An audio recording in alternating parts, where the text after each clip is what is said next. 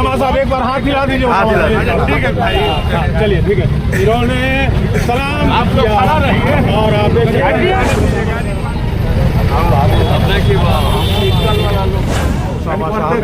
के माध्यम से सीमांत भाईचारे का संदेश दिया है और इस भाईचारे के संदेश में कम जी चले के एक मुस्कुराहट के साथ और बिहारी के किसी कथन पर उसामा साहब ने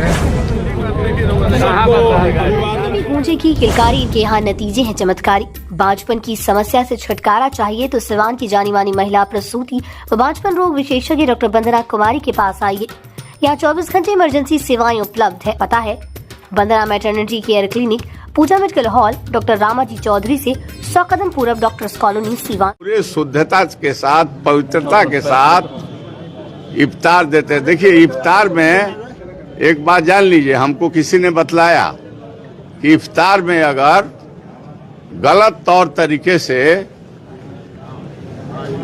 सामानों को अपने पास से पैसा नहीं खर्च करके अगर इफ्तार कोई देता है तो फायदा के बदले घाटा हो जाता है। इसलिए मैं पवित्र मन से अपने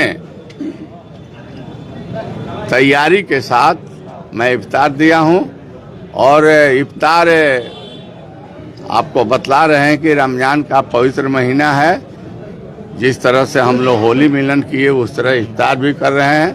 ईद में भी हम लोग गले से गले पूरे मिलने का काम करेंगे और जो सांप्रदायिक सद्भावना है, भाईचारा, उसको मजबूत करेंगे और जो इसमें खलल डालने का काम करता है उसको भी सबक लेना चाहिए कि एकता में ही बल है और एक होकर के ही यह राज्य समृद्ध होगा, यह जिला समृद्ध होगा जब शांति और सद्भावना आपसी भाईचारा में। हम लोग बचपन से देखते आ रहे हैं कि आप इस तरह का आयोजन, खास करके इफ्तार पार्टी का आयोजन करते हैं। हम लोग छोटे छोटे थे तो यहाँ हम लोग आते थे, चाहे घर पे हो चाहे यहाँ पे हो।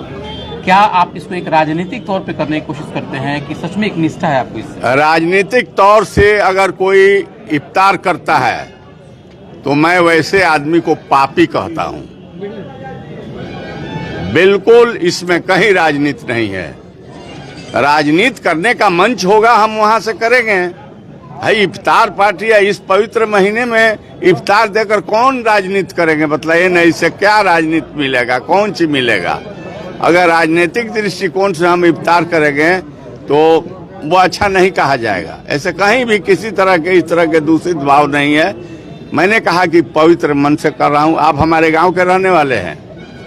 जब हम छोटे थे, मिडिल स्कूल में 8वां 9वां में पढ़ते थे तो वही अपने जियाए गांव का जो मस्जिद है, छोटा ही जगह था, हम 50 गो 30 गो आदमी को, लेकिन हम इफ्तार देते थे उस जमाने से। आज का इफ्तार है हमारा बरसों का यह कार्यक्रम है।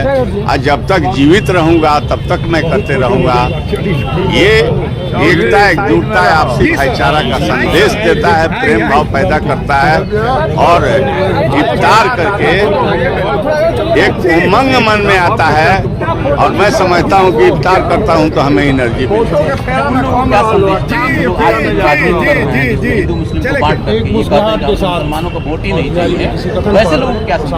देखिए वैसे लोग जो इस बात को कहते हैं वो कभी भी राजनीति में या अपना सोच में जो लक्ष्य है उसको प्राप्त नहीं कर सकते। लक्ष्य की प्राप्ति कौन सी के लिए? सेवा भाव के लिए, राज्य को मजबूती करने के लिए, राष्ट्र को मजबूती करने के लिए उस तरह के घिनौना प्रवृत्ति को त्यागना पड़ेगा और शुद्ध मन से समाज के सभी वर्ग के भाइयों को जोड़कर लेकर चलना पड़ेगा। तभी जो है एक अच्छा नेता भी कोई कहलाएगा और उसके प्रति लोग भी रहेंगे, उसमें विश्वास भी जगेगा। तो मन ठीक रहना चाहिए, यही मैं कहना चाहता हूँ। लोगों को क्या संदेश देंगे? जो लोग भी संदेश दे रहे हैं कि भाई रहो, खूब मिलजुल करके हम लोगों को रहना है और कहीं भी बंटना नहीं है। और जो बांटने के अगर कोई आदमी कोशिश करता है तो उसके घिनौने चाल में नहीं आना है।